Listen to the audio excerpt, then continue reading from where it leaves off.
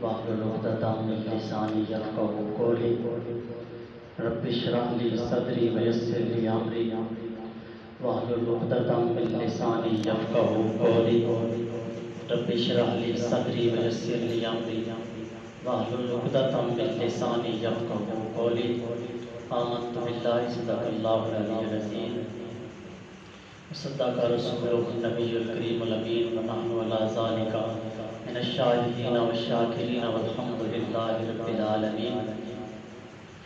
قال اللہ تبارک و تعالی فی الکلام المجید والبرہان الرشید.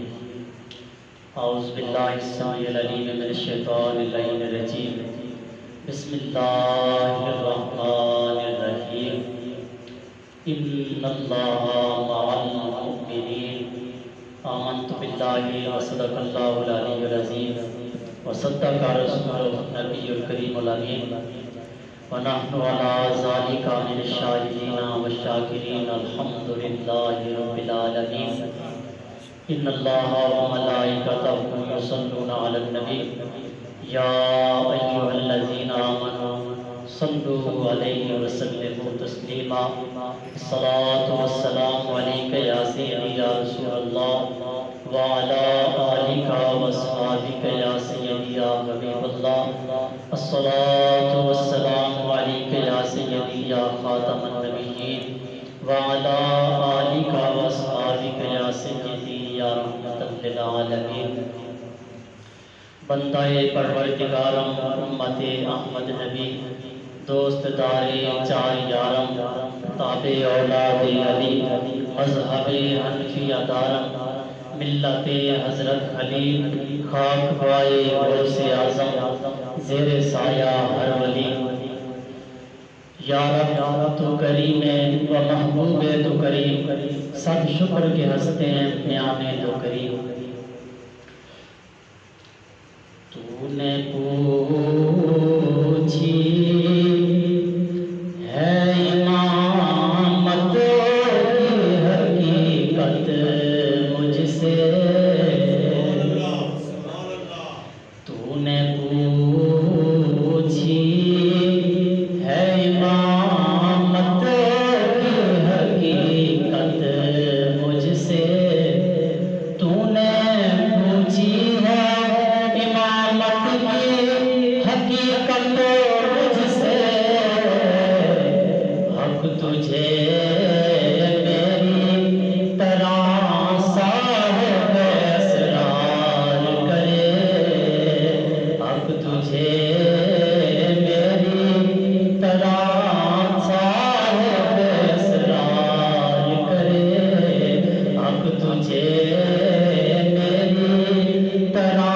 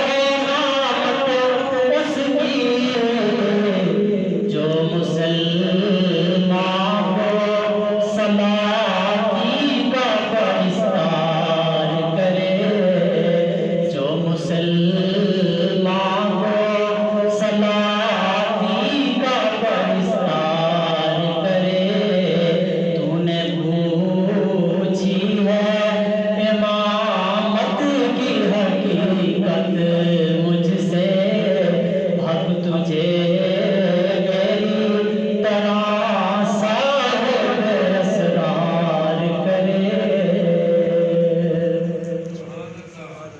اللہ جل جلالہ محمد والوں کی برگہ ہے بے کسب نام تمام تعریفیں جو خالق و مالک ارض و سماوات ہے، جس کے علاوہ کوئی الہ نہیں ہے، کوئی خدا نہیں ہے، کوئی معبود نہیں ہے، کوئی مسجود نہیں ہے، جس کے قبضہ قدرت میں آپ کی میری ہم سب کی جان ہے، جو مالک دو جہان ہے، جنت کا مالک ہے، جس نے دوزخ کو بنایا، جس نے انسان کو بنایا، پھر ان کو خوبصورت بنایا، اور آقا دو جہاں سرور انبیاء فخر موجودات باعث تخلیق کائنات خاتم الانبیاء امام الانبیاء سرور انبیاء حضور جانے جانا حضور تاجدار ختم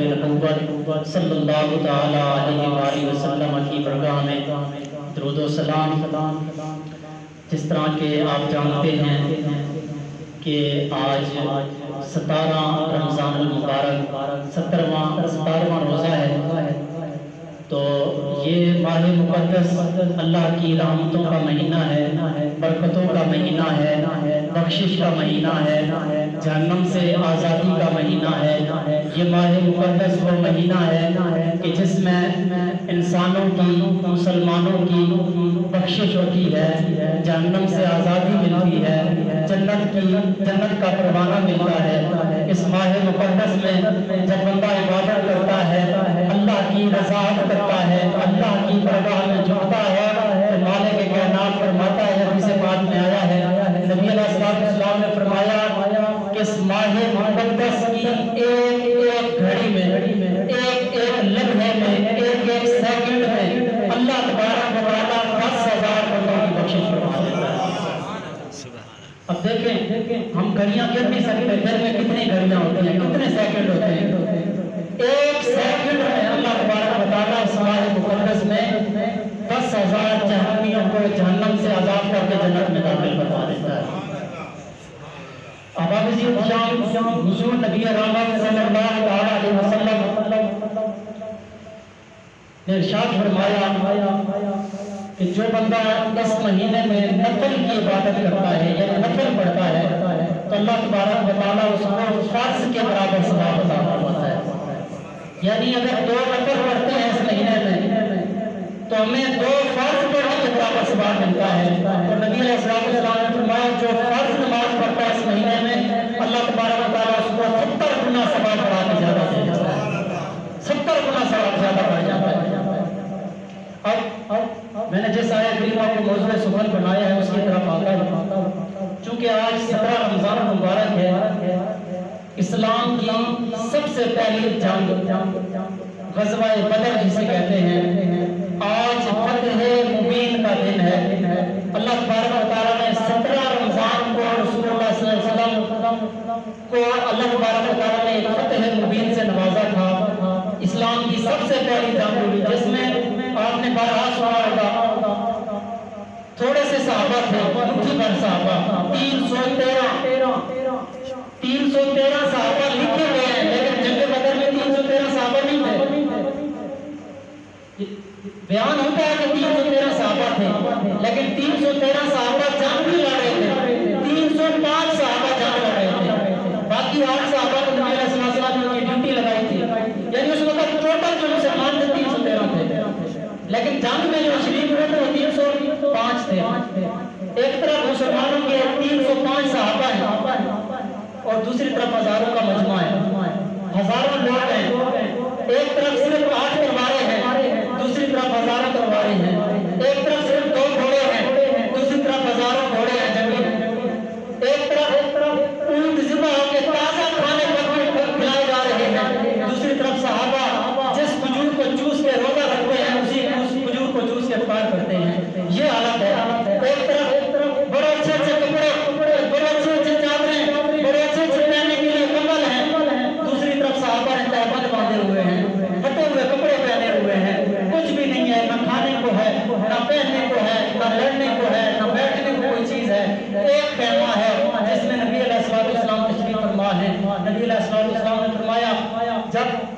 بدر کی طرف جانے لگے. اب دیکھیں صحابہ کا ایمان چیک کریں. بدر کی طرف جب صحابہ جانے لگے, نبی علیہ السلام نے پوچھا ہے صحابہ بدر کی طرف جانا چاہیے یا نہیں جانا چاہیے؟ ہم تو تھوڑی تعداد میں 313 ہیں, تھوڑی تعداد میں, ہمارے پاس لڑنے کا ساز و سامان نہیں ہے, جنگی گھوڑے نہیں ہے, اسلحہ نہیں ہے. تو صحابہ میں سے حضرت سعد بن معاذ رضی اللہ تعالیٰ عنہ کھڑے ہوئے, عرض کرنے لگے یا رسول اللہ صلی اللہ علیہ وسلم ہم سے پوچھتے ہو بدر جانا چاہیے یا نہیں جانا چاہیے؟ سل عبادہ من شیطا, وقت عبادہ من شیطا, سالم من شیطا, عادی من شیطا, حسن نموالنا ما شیطا. یا رسول اللہ صلی اللہ علیہ وسلم آپ پوچھ رہے ہیں بدر جانا چاہیے یا نہیں جانا چاہیے؟ یا رسول اللہ حکم دو, بدر ایک ہوتا ہے بس یہ کیسے روکی سنانا جمشید کے رکھ دیں. حکم دے تو سن حکم دے سب پابند. یا رسول اللہ صلی اللہ علیہ وسلم حکم فرمائیں, بدر تو یہ کھڑا ہوا ہے, ہم یا رسول اللہ صلی اللہ علیہ وسلم کیسے اور کس طرح سے جنگ چھیڑ کے رکھ دیں گے. یہ صحابہ کا ایمان تھا. کہتے ہیں جب حضرت سعد بن معاذ رضی اللہ تعالیٰ عنہ نے یہ جواب ارشاد فرمایا تو رسول اللہ صلی اللہ علیہ وسلم کا چہرہ کھل اٹھا. ویسے بھی آپ کے چہرے کی کوئی مثال نہیں ہے. وَأَحْسَنُ مِنْكَ لَمْ تَرَ قَطُّ عَيْنِي وَأَجْمَلُ مِنْكَ لَمْ تَلِدِ النِّسَاءُ خُلِقْتَ مُبَرَّأً مِنْ كُلِّ عَيْبٍ كَأَنَّكَ قَدْ خُلِقْتَ كَمَا تَشَاءُ. صحابہ کہتے ہیں ہم نے حضور کے چہرے سے زیادہ حسین چہرہ کبھی دیکھا ہی نہیں تھا. حضور کے چہرے سے زیادہ حسین چہرہ ہم نے کبھی دیکھا ہی نہیں تھا. وَأَجْمَلُ مِنْكَ لَمْ تَلِدِ النِّسَاءُ. یا رسول اللہ صلی اللہ علیہ وسلم آپ کے چہرے سے زیادہ حسین چہرہ ہم دیکھتے تب جب کوئی ماں پیدا کرتی. جب کسی ماں نے آپ جیسا سونا پیدا ہی نہیں کیا تو دیکھیں کیسے. تو حضرت پیر میر علی شاہ صاحب رحمۃ اللہ علیہ بولے مختصر بدر شاہ شانی ہے, متھے چمکتی لاٹ نورانی ہے, کالی زلف تے اک مستانی ہے, مخمور رکھی ہیں مد بھریاں, اس صورت نو میں جان آکھاں, جانان کے جانے جہان آکھاں, سچ آکھاں رب دی شان آکھاں, جس شان کو شانہ سب بڑیاں. لاؤ مخت مخطط برد یمن, لاؤ مخت مخطط برد یمن, من بھادری جھلک دکھاؤ سجن, او مٹھیاں گالی میں لاؤ سجن, جو ہمرا وادی سن کریاں. سبحان اللہ ما اجملکا ما احسنکا ما اکملکا, کتھے مہر علی کتھے تیری ثنا گستاخ کی تجاریاں. اب دیکھیں میلی شاہ صاحب نے جملے استعمال کیے ہیں, اجملکا, احسنکا, اکملکا. ایک اجمل, آسان اور اکمل, ایک ہوتا ہے حسین, ایک ہوتا ہے جمیل, ایک ہوتا ہے کامل. حسین کا مطلب ہے سونا خوبصورت, جمیل کا مطلب ہے خوبصورت, اور کامل کا مطلب ہے بڑا کمال والا. حضرت پیر میری شاہ صاحب نے یہ نہیں کہا کہ یا رسول اللہ آپ حسین ہیں, آپ جمیل ہیں, آپ بڑے باکمال ہیں, بلکہ فرمایا اجمل ہیں, آسان ہیں. اجمل اسے کہتے ہیں جو سب سے زیادہ سونا ہو, آسان اسے کہتے ہیں جو سب سے زیادہ حسین ہو, اور اکمل اسے کہتے ہیں جو سب سے زیادہ باکمال ہو.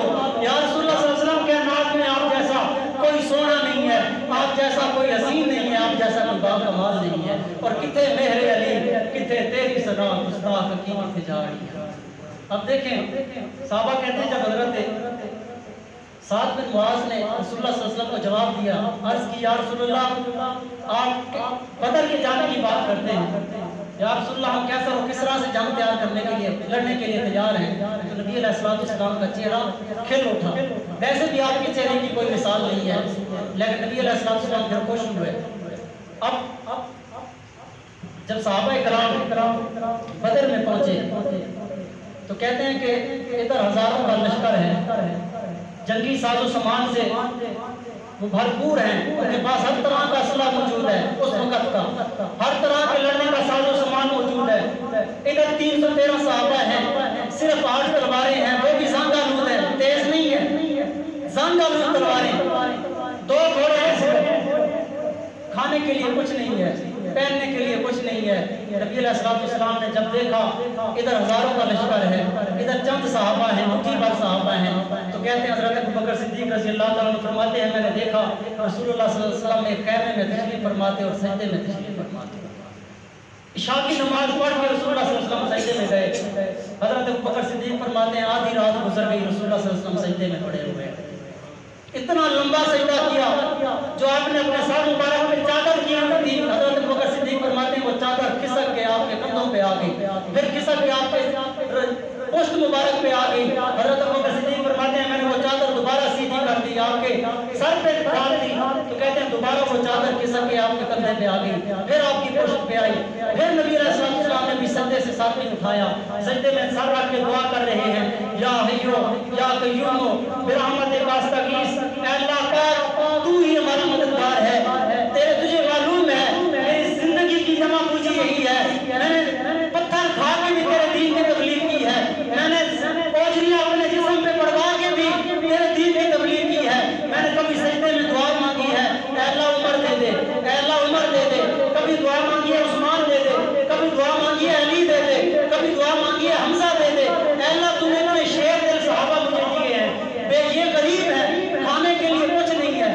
پینے کے لیے کچھ نہیں ہے, پہننے کے لیے کچھ نہیں ہے, جنگ لڑنے کے لیے کچھ نہیں ہے, گھوڑے نہیں ہیں ہمارے پاس, تلواریں نہیں ہیں ہمارے پاس, اللہ پاک ہم مٹھی بھر لوگ ہیں, میں نے دنیا کا ذرا ذرا اکٹھا کر کے میں نے چھوٹا سا گھونسلہ بنایا ہے, یا رسول اللہ یا اللہ پاک اب اس گھونسلے کو طوفان اڑانے کو ہے, اتنا بڑا طوفان ہے مقابلے میں, اتنی بڑی آندیاں ہیں مقابلے میں, ادھر چھوٹا سا ایک گھونسلہ ہے, یا اللہ اگر یہ تیرے بندے جو تجھے وحدہ لا شریک مانتے ہیں, جو تجھے ایک الہ مانتے ہیں, جو تجھے ایک خدا مانتے ہیں, یہ مٹھی بھر اگر آج سارے کے سارے شہید ہو گئے تو قیامت تک تیرا نام لینے والا کوئی نہیں بچے گا.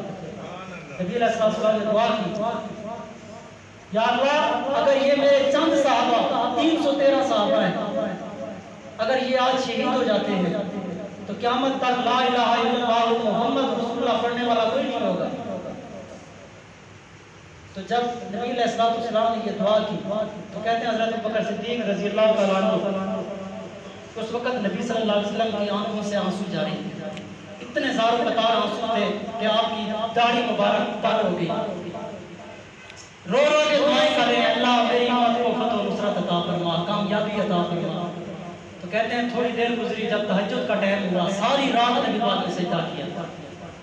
جب تہجد کا وقت ہوا, حضرت ابوبکر صدیق فرماتے ہیں میں نے دیکھا کہ رسول اللہ صلی اللہ علیہ وسلم مسکراتے ہوئے اٹھے, مسکراتے ہوئے کھڑے ہوئے. عرض کی یا رسول اللہ صلی اللہ علیہ وسلم مسکرانے کی وجہ پوچھ سکتا ہوں؟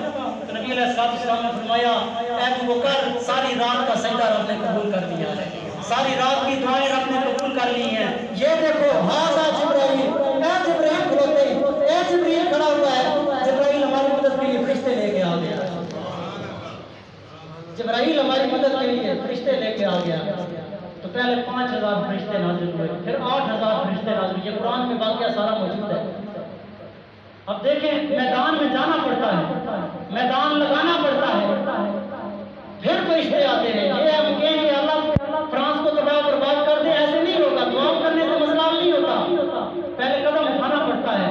رسول اللہ صلی اللہ علیہ وسلم کے دشمنوں کو جواب دینے کے لیے میدان میں جانا پڑتا ہے, پھر اللہ تبارک و تعالیٰ فرشتے بھی بھیج دیتا ہے, پھر جبرائیل بھی آ جاتے ہیں, پھر میکائیل بھی آ جاتے ہیں, اسرافیل بھی آ جاتے ہیں, اسرائیل بھی آ جاتے ہیں. صحابہ کہتے ہیں ادھر ہزاروں کا لشکر تھا, جب جنگ شروع ہوئی تو کہتے ہیں ہم ابھی تلوار لہراتے تھے مارنے کے لیے, کافر پہلے واسطے جہنم ہو جاتا تھا, اس کی گردن پہلے اڑ جاتی تھی. ہم نے نبی علیہ السلام کی برگاہ میں سوال کیا, یا رسول اللہ ہم تلوار چلاتے نہیں ہیں, ہماری تلواریں ہیں بھی چلتی بھی نہیں ہیں, ہم چلاتے نہیں ہیں, پہلے ان کی گردنیں کیسے اڑ جاتی ہیں؟ تو نبی علیہ السلام نے فرمایا ہے صحابہ تمہیں پتہ نہیں ہے, جب تم تلوار لہراتے ہو ادھر فرشتہ کھڑا ہوتا ہے, وہ ان کی گردن اڑا دیتا ہے, ادھر فرشتہ کھڑا ہوتا ہے, تم صرف لہراتے ہو, فرشتے اس کی گردن کاٹ کے رکھ دیتے ہیں. حضرت علی رضی اللہ تعالیٰ عنہ روایت فرماتے ہیں, آپ فرماتے ہیں کہ میں جب جنگ بدر میں گیا لڑنے کے لیے تو کہتے ہیں میں نے بہت سے کافروں کو واسطے جہنم کیا. اچانک میرے دل میں خیال آیا کہ ہم تھوڑے صحابہ ہیں, ہو سکتا ہے کافروں نے نبی پاک سے حملہ کر دیا. تو کہتے ہیں میں کافروں کی بچھاڑ سے نکل کے فوراً نبی علیہ السلام کی طرف آیا. کہتے ہیں جب نبی علیہ السلام کی طرف آیا تو اس وقت رسول اللہ صلی اللہ علیہ وسلم سجدے میں پڑے ہوئے تھے, سجدے میں, اور یا حیو یا قیوم برحمتک استغیث کہہ رہے ہیں, یا حیو یا قیوم برحمتک استغیث. حضرت علی فرماتے ہیں نبی علیہ السلام کو جب میں سجدے میں دیکھا میری طاقت مزید بڑھ گئی, میں پھر گیا, پھر میدان میں گیا, پھر کئی کافروں کو واسطے جہنم کیا, دوبارہ واپس آیا. کہتے ہیں پھر بھی نبی علیہ السلام سجدے میں ہے, پھر میں واپس گیا, پھر کئی کافروں کو مارا, واپس آیا. کہتے ہیں پھر دیکھتا ہوں نبی علیہ السلام سجدے میں ہے. کہتے ہیں کہ تھوڑی دیر گزری, نبی علیہ السلام خود تلوار اٹھاتے ہیں. اب دیکھیں لوگ کہتے ہیں نا اسلام امت کا درس دیتا ہے, اسلام امن کا درس دیتا ہے، لیکن جب اسلام پہ حملہ ہو تو اس وقت اسلام امن کا درس نہیں دیتا، اس وقت خود بانی اسلام جناب محمد رسول اللہ خود تلوار اٹھا کے میدان میں چلے جاتے ہیں۔ اب میرے آقا مولا صلی اللہ علیہ وسلم خود لڑ رہے ہیں، خود حضور صلی اللہ علیہ وسلم، دیکھیں حضور کا جانا بھی کافی تھا، لیکن حضور تلوار اس لیے اٹھا رہے ہیں قیامت تک کے مسلمانوں کو کہا، سبق دیا گیا مسلمانوں قیامت تک تلوار کا دامن نہیں چھوڑنا، اگر تم تلوار کا دامن چھوڑ دو گے دنیا میں ذلیل و رسوا ہو جاؤ گے۔ آج کے ناز میں 56 اسلامی ملک ہیں لیکن پھر بھی مسلمان ذلیل ہیں، کیا وجہ ہے؟ ہم نے جہاد کو چھوڑ دیا ہے، ہم نے تلوار کو چھوڑ دیا ہے، ہم نے رسول اللہ صلی اللہ علیہ وسلم کی جو تلوار کی بات کرتے ہیں ہم کہتے ہیں یہ دہشت گرد ہے، یہ دہشت گرد ہے۔ اب آپ اسی احتشام ہمیں رسول اللہ صلی اللہ علیہ وسلم کے نقش قدم پہ چلنے کے اللہ تبارک و تعالیٰ توفیق عطا فرمائے۔ اب تلوار رسول اللہ صلی اللہ علیہ وسلم نے خود اٹھائی، اس سے معلوم ہوا کہ دشمنوں کے ساتھ لڑنا اور تلوار اٹھانا یہ حضور کی صرف اخلاق حضور کی سنت نہیں ہے، اخلاق بھی حضور کی سنت ہے، لیکن جب اسلام پہ حملہ ہو اس وقت تلوار اٹھا کے میدان میں جانا بھی رسول اللہ صلی اللہ علیہ وسلم کی سنت ہے۔ تو اب رسول اکرم صلی اللہ تعالیٰ علیہ وسلم کو اللہ تبارک و تعالیٰ نے فتح و نصرت عطا فرمائی۔ اب جنگ عظیم میں بہت سے کافر قیدی ہو گئے، بہت سے کافر قتل ہو گئے، باصر جہنم ہو گئے، رسول اللہ صلی اللہ علیہ وسلم کو بہت سارا مال غنیمت اللہ تبارک و تعالیٰ نے عطا فرمایا۔ اب چونکہ رسول اللہ صلی اللہ علیہ وسلم جنگ جیت چکے تھے، میں نے مختصراً یاد کیا ہے، اب چونکہ آج 17 رمضان ہے، رسول اللہ صلی اللہ علیہ وسلم کی پیاری بیوی حضرت سیدہ عائشہ صدیقہ کی وفات کا بھی دن ہے۔ جنگ بدر آپ نے مختصراً آپ نے سماعت فرما لی ہے، تو حضرت عائشہ صدیقہ کی بھی تھوڑی سی میرے دل کی تمنا ہے کہ حضرت عائشہ صدیقہ کی بھی شان بیان کر دی جائے۔ رسول اکرم صلی اللہ علیہ وسلم نے ارشاد فرمایا حضرت خدیجہ تو کبریٰ کے بعد اگر مجھے کسی کائنات کی عورت سے، میری بیوی سے، میری جتنی بھی ازواج مطہرات ہیں، امہات المؤمنین ہیں، اگر کسی سے پیار ہے تو وہ عائشہ صدیقہ رضی اللہ عنہا۔ رسول اکرم صلی اللہ علیہ وسلم فرماتے ہیں ایک دن نبی علیہ السلام اپنے گھر مبارک میں تشریف لائے، حضرت عائشہ صدیقہ ایک پیالے میں پانی پی رہی، پانی نوش فرما رہی، تو کہتے ہیں رسول اللہ صلی اللہ علیہ وسلم نے بلایا عائشہ میرے لیے بھی پانی چھوڑ دیں اسی پیالے میں، بچا ہوا۔ اب دیکھیں رسول اللہ صلی اللہ علیہ وسلم بچا ہوا پانی محبت میں پی رہے ہیں، پیار میں پی رہے ہیں، تو رسول اللہ صلی اللہ علیہ وسلم فرماتے ہیں عائشہ میرے لیے بھی تھوڑا سا پانی چھوڑ دیں، تو حضرت عائشہ صدیقہ نے پانی حضرت رسول اللہ صلی اللہ علیہ وسلم کو پیش کیا، پیالہ جب رسول اللہ صلی اللہ علیہ وسلم منہ تک لے کے کہتے ہیں پھر آپ نے پیالہ واپس کر لیا، کہتے ہیں کہ رسول اللہ صلی اللہ علیہ وسلم جب آپ پیالہ واپس کیا تو کہتے ہیں عائشہ مجھے یہ بتا تیرے لب کہاں پہ لگے ہیں، جہاں پہ تو نے لب لگا کے پانی پیا ہے محمد رسول اللہ کی خواہش ہے میں بھی وہاں پہ اپنے ہونٹ لگا کے پانی پینا چاہتا ہوں، میں محمد رسول اللہ بھی وہاں پہ۔ اب دیکھیں اگر ہمارے گھر میں یہ تربیت ہوگی، یہ محبت ہوگی میاں بیوی کے درمیان تو گھر جنت کا باغ بن جائے گا، تو گھر جنت کا۔ ہمارے گھروں میں لڑائیاں کس سبب پہ ہوتی ہیں؟ چھوٹی چھوٹی باتوں پہ لڑائیاں۔ ہم عورت کو ایسے سمجھتے ہیں کہ پتہ نہیں دوسری تیسری مخلوق ہے، عورت بھی اللہ کی ایک مخلوق ہے، عورت سے اگر پیار کیا جائے تو رسول اللہ صلی اللہ علیہ وسلم کی طرح کیا جائے۔ اب دیکھیں رسول اللہ صلی اللہ علیہ وسلم نے اتنا پیار حضرت عائشہ سے، فرمایا عائشہ جہاں پہ تو نے لب لگائے ہیں، جہاں پہ تو نے ہونٹ لگائے ہیں، محمد رسول اللہ کی یہ خواہش ہے وہاں پہ ہونٹ لگا کے میں بھی پانی پیوں۔ اب رسول اللہ صلی اللہ علیہ وسلم ایک دن گھر واپس تشریف لائے تو حضرت عائشہ صدیقہ رضی اللہ تعالیٰ عنہ کے سر کے یعنی سر میں درد تھا، تو حضرت عائشہ صدیقہ رضی اللہ تعالیٰ عنہ اس وقت شدید درد تھا، تو کہتی ہیں یا رسول اللہ صلی اللہ علیہ وسلم اب کہتے ہیں نا کوئی بیمار ہونا یکدم سامنے کوئی طبیب آ جائے ڈاکٹر آ جائے کتنا بڑا خوش ہوتا ہے بندہ، کتنا خوش ہوتا ہے۔ تو حضرت عائشہ صدیقہ رضی اللہ تعالیٰ عنہ فرماتی ہیں یا رسول اللہ میرے سر میں درد ہے، میرے سر میں درد ہے۔ نبی علیہ الصلوۃ والسلام نے فرمایا آنا یا عائشہ یہ سر میں درد تیرے سر میں درد نہیں ہے، یہ محمد رسول اللہ کے درد سر میں درد ہے۔ اب دیکھیں رسول اللہ صلی اللہ علیہ وسلم حضرت عائشہ سے کتنی پیار کرتے ہیں، کتنے محبت کرتے ہیں۔ اگر ہم بھی اپنی عورتوں کے ساتھ، اپنی بیویوں کے ساتھ، اپنی بہنوں کے ساتھ، اپنے ماؤں کے ساتھ یہ برتاؤ کریں گے، یہ ایسے پیار کریں گے تو ہمارا گھر بھی جنت کا باغ بن جائے گا، ہمارا گھر بھی اللہ کی رحمتوں کا مرکز بن جائے گا، ہمارے گھر میں بھی رب کی رحمتیں نازل ہونا شروع ہو جائیں گی۔ اگر ہمارے گھر میں برکت نہیں ہے، رحمت نہیں ہے، اسی سبب سے ہے کہ ہمارے گھر میں اتفاق نہیں ہے۔